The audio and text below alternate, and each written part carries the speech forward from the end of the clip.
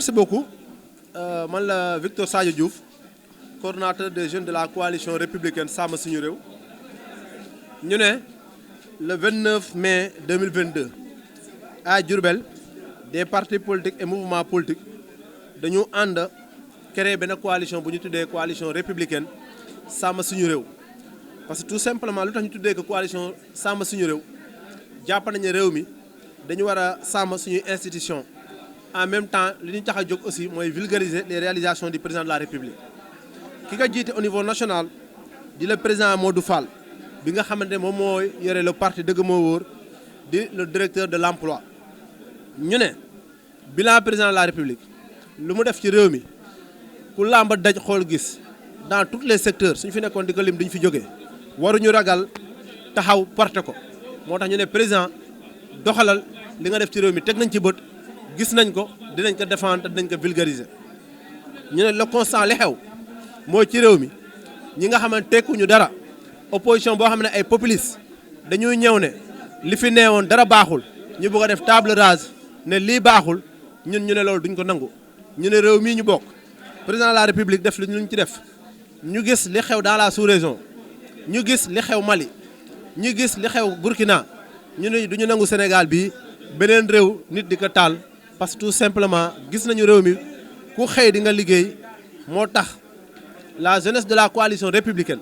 ñuy jóg comme un seul homme taxaw ne réew mi kenn du ko saaxee réew mi dinañ ko aar parce que tout simplement duñu nangu benn nit pour intérêt crypto personnel am nga yóbbu réew mi ci guutu surtout nag mu nekk ñoo xamante ne c'est des lobbies parce que pétrole bi ñu fi dégg ay lobby financière mooy le fonds Al Nasra bu Qatar nekk seen ginnaaw pour taal réew mi moo tax ñu ne loolu duñ ko nangul kenn ñu ne désormais à partir d'aujourd'hui coalition républicaine jeunesse bi jóg nañ taxaw nee nañ œil pour œil dent pour dent maanaam gassa gassa lu ñu ci def dinañ leen ci xaar dinañ leen ci bokk suñu yoon. ñu ne ñu ngi laaj aussi les responsables de la coalition Benno Bokk Yaakaar nga xamante ne c'est composé de beaucoup de sous-coalitions ñu ne président de la république façon doomu tànk bu ne jox na ko responsable bi am na ñoo xam ne deselu leen dara ñu ne le constat depuis 2012 ba léegi ñu gis ay responsables yoo xamante ne mosuñu taxaw si benn plateau télévision mosuñu wax fenn défendre le président de la république wala son bilan te ñu ne président kat lu mu ci def kenn warul ruus taxaw ne si laa bokk wala président def na ko ci parce que wax dëgg yàlla ñëpp teg nañ ci seen bët. looloo tax ñun ñi nga xamante ne ñun ñooy la coalition républicaine jeunesse bi ne ñun nangu nañu président de la république bu laajee deuxième quinquennat ñu jox ko parce que constitution bi may na ko te duñu nangu nag réew mi kenn di ko dugal si guutu en même temps su ko buggee ñu ànd si ak moom su joxoñee keneen aussi ñu ànd ci ak moom. fi ñuy jeexalee ñu ne le président Ousmane Sonko su fekkee ne dafa ne moom amul leen lu muy tiit wala amul leen lu ñu ko mën a taqal kon na am la tête tranquille la conscience tranquille mu dem wuyu ji bu fekkee yow amoo looy ragal waroo ragal yoon war nga war a mën a dem wuyu ji de manière sereine nga dem nga indi ay preuves yu war a mën a tax ñu setal la pour suba nga mën a leeral ñi ànd ak yow ak ñi àndul ak yow gindi Sénégalais yi. looloo waral ñu ne réew mi amul kenn ku fiy taxaw nga ne bu ñu la wooyee doo wuyu ji ñu ne dina wuyu ji par la force parce que c'est un citoyen comme tout le monde te réew mi amul benn citoyen bu fi am droit plus que les autres te ay milliers de Sénégalais tous les jours ñooy dem wuyu ji ñoom la ñuy woo ñuy dem wuyu ji comme ñu ne réew mi amul xaaj ak seen réew mi yoon dañ ko defal pour ñëpp loolu daal lañ ci amoon pour waxtaanee ñu ne taxoon tey ñu woo presse bi di wax ne Sénégal président de la république ñun taxaw nañu pour aar ko te wax nañu président ne doxalal dinañu jóg mobiliser la jeunesse dans tous les coins du pays dans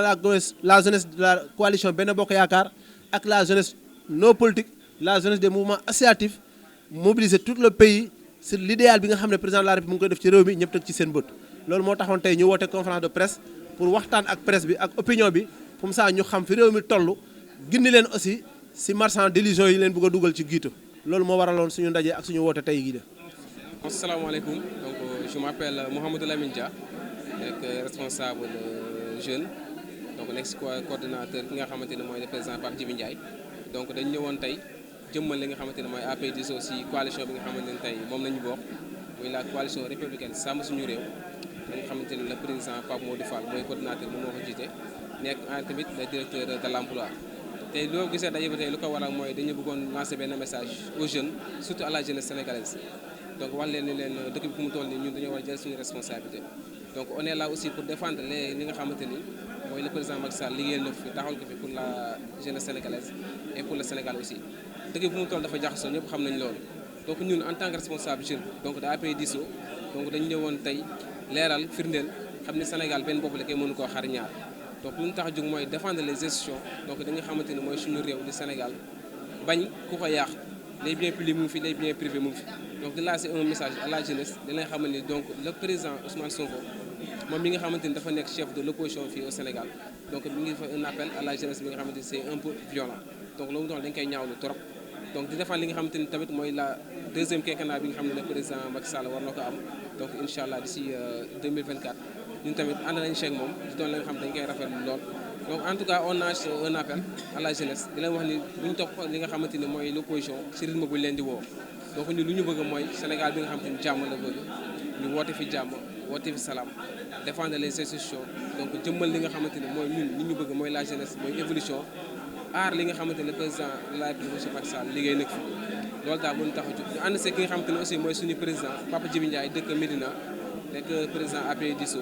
bi nga xam tey waroon na fi teew mais malheureusement c'est la jeunesse aussi moo woote moom mu bàyyi ñu ñun en tant que les jeunes di jël suñu responsabilité teew fi défendre les couleurs donc du parti APR Disso défendre aussi les couleurs yi nga xamante ni mooy la coalition Sàmm Suñu Réew c'est de CRDS